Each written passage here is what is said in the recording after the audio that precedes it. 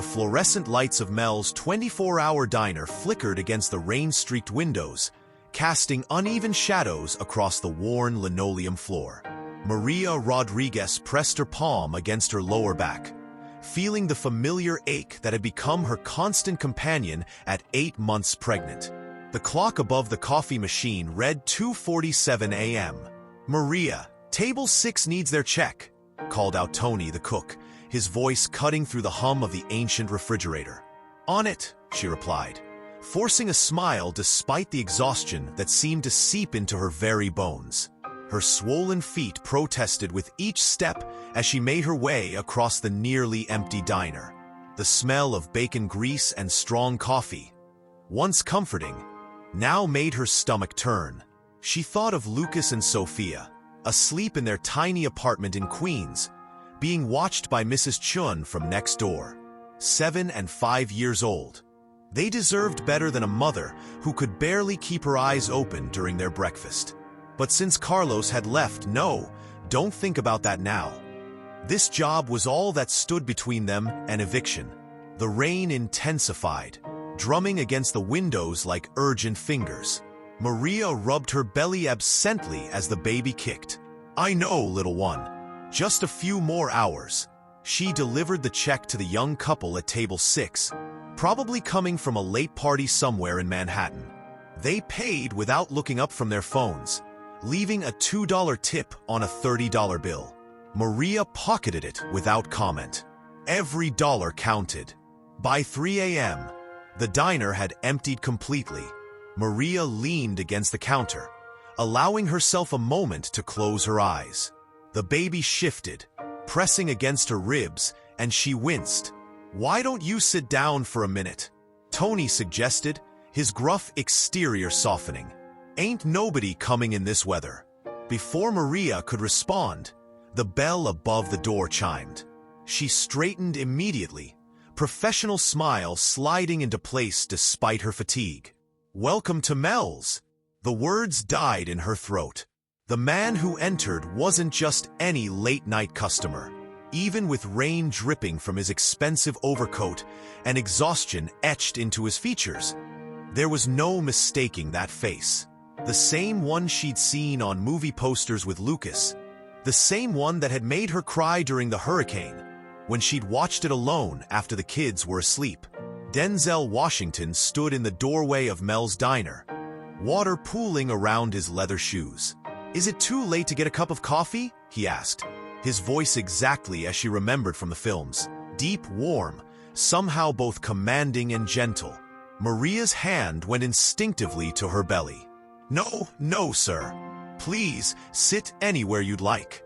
He chose the booth in the corner, the one with the ripped vinyl seat that Maria always apologized for.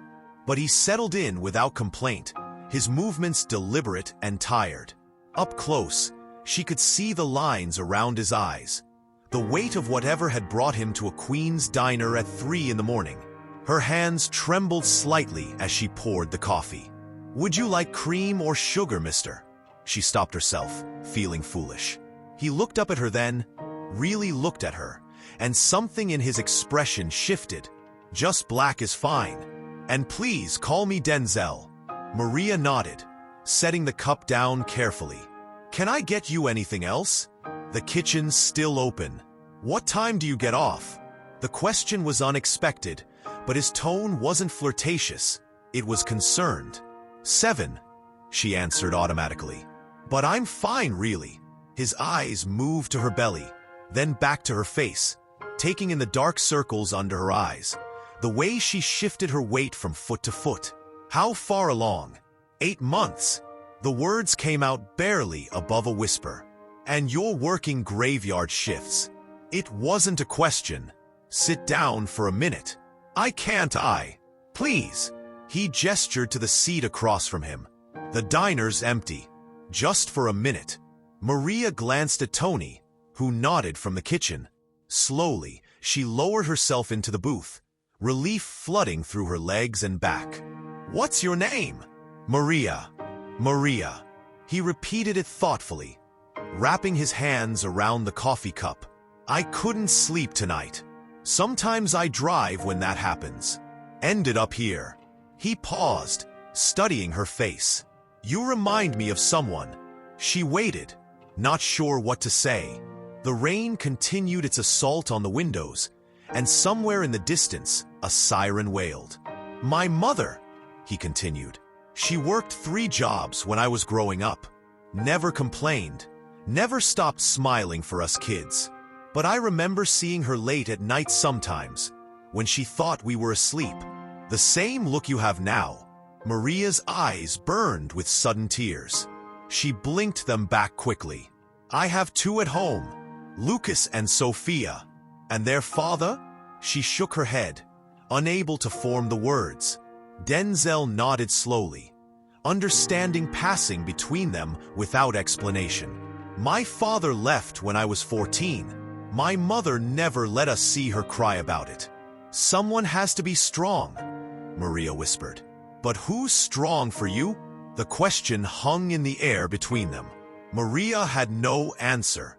She started to stand, but he raised a hand gently. Wait here a moment. He pulled out his phone and made a quick call, his voice too low for her to hear. When he hung up, he met her eyes again. Maria, what time do your kids go to school? 8:30. Mrs. Chun, my neighbor, she helps get them ready. Good. He took a sip of his coffee. I want to tell you something, and I need you to really hear me. Can you do that? She nodded, confused and suddenly nervous. 20 minutes. That's all I'm asking. 20 minutes of your time, and then you can decide what happens next. But I know. I was supposed to end up in this diner tonight. Maria's hand found her belly again, the baby suddenly active. I don't understand. You will. He smiled then, and it transformed his tired face. But first, I need you to trust me. Can you do that? Trust a stranger who wandered in from the rain? She thought of all the nights she'd served coffee to strangers, all the tips that weren't enough, all the time she'd hidden her tears in the walk-in cooler. Something about this moment felt different, felt important. Okay, she said softly. 20 minutes. Denzel raised his coffee cup slightly, as if in a toast.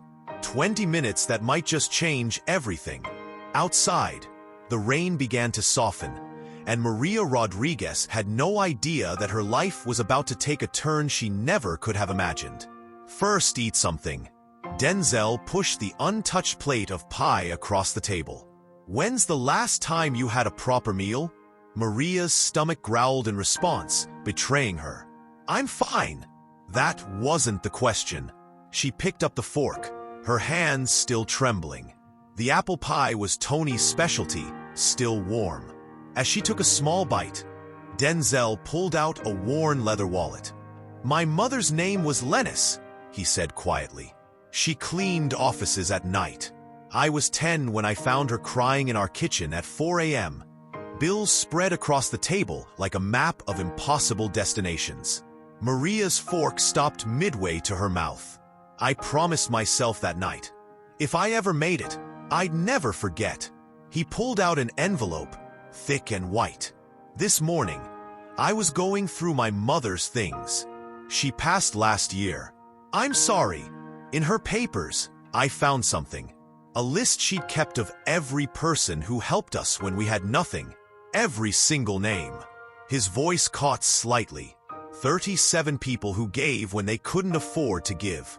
He slid the envelope across the table. Don't open it yet. Just listen.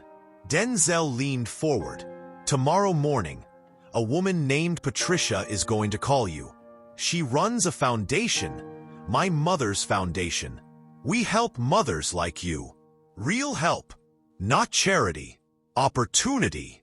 Maria's vision blurred. The baby kicked hard. Healthcare for you and the baby. Childcare for Lucas and Sophia. Job training for whatever you want to do next. He paused. And immediate financial assistance to get you through. Why? The word came out broken. Because 40 years ago, someone did this for my mother. One person changed everything. He stood slowly, Check the envelope when I leave. But Maria, she looked up at him through tears. This isn't charity. This is an investment. Someday, you'll be the one helping another mother at 3 a.m. He placed a business card next to the envelope. Patricia will call at 9 a.m. Answer it. Denzel headed for the door, then turned back. Your kids, they're lucky to have you. Don't ever doubt that. The bell chimed as he left. Maria sat frozen for 30 seconds before her shaking fingers opened the envelope. Inside was $10,000 cash and a handwritten note. For Lennis Washington, who taught me that angels work night shifts. Pay it forward someday. Maria Rodriguez broke down completely, sobbing into her hands as Tony rushed over. Outside, Denzel Washington's car disappeared into the pre-dawn darkness, leaving behind a single mother whose life had just changed forever. The clock read 3:23 a.m. Maria hadn't slept. At 7 a.m., she'd stumbled through her apartment door to find Mrs. Chun making breakfast for Lucas and Sophia. She'd hidden the envelope in her coat pocket, her heart racing every time she felt its weight. "Mommy, you look tired," Sophia said, worry creasing her 5-year-old forehead. "I'm okay, baby." Maria kissed her daughter's head, inhaling the sweet scent of her strawberry shampoo. Just a long night. At 8:45, after walking the kids to school, Maria sat on her bed, staring at the business card. Patricia Williams, Executive Director, the Lennis Washington Foundation. Her phone rang at exactly 9 a.m. "Maria Rodriguez?" The voice was warm, professional. "This is Patricia Williams. I believe you met my employer last night." "Ah, yes." Maria's voice cracked. "Good. I'm calling from my car. I'll be at your apartment in 20 minutes. We have a lot to discuss. I don't understand." "You will." "Maria, is your next doctor's appointment scheduled?" "Thursday, but we'll be moving that to this afternoon. Dr. Sarah Chun at Mount Sinai. She's the best. A car will pick you up at noon." Patricia's tone was gentle but efficient.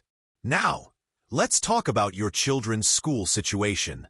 By the time Patricia arrived, an elegant woman in her 50s with kind eyes, Maria's life was already changing. They sat at her tiny kitchen table as Patricia laid out forms, brochures, and a laptop. "The foundation provides comprehensive support," Patricia explained. "Full healthcare coverage starting today. A housing voucher for a 3-bedroom apartment near a better school district. Child care assistance. And this," she pushed forward a folder. "Enrollment in our career development program. What did you do before?" "I was studying nursing. Before my ex-husband." Maria stopped. "Perfect. We have partnerships with 3 nursing schools. You can restart next semester. Part-time, full childcare provided." Maria's hands shook. This can't be real. Patricia reached across the table, covering Maria's hands with her own. 37 people helped Lennis Washington raise her children. Denzel has helped 1,247 single mothers in the past 15 years. You're number 1,248. Why doesn't anyone know about this? Because that's not why he does it. Patricia smiled. There's just one requirement. Someday, when you're a nurse, when your children are grown, when you see another mother struggling, you help. That's the deal. Maria nodded, tears streaming freely now. "Oh, and Maria?" Patricia pulled out her phone, showing a text message. "Denzel wanted me to give you this." The message was simple. "Tell Maria her kids are going to be so proud of her, just like I am of my mother. Welcome to the family." The epilogue 5 years later. Nurse Maria Rodriguez finished her shift at Mount Sinai Hospital and headed to the 24-hour diner on the corner. It was 3 a.m. Inside, she spotted her immediately, the young pregnant woman serving coffee, exhaustion written in every line of her body. Maria knew that look. she'd worn it once. "Excuse me," Maria called softly. "Could I get a coffee? And would you mind sitting with me for a minute when you get a chance?" The woman looked surprised but nodded. Maria pulled out her phone and sent a quick text to Patricia. "I found number 1784. Her name is Ashley." Then she settled in to wait, remembering a rainy night 5 years ago when an angel had walked into Mel's diner and changed everything. Some promises were meant to be kept. Some angels worked night shifts. And sometimes, hope arrived at 3 a.m. in the most unexpected ways.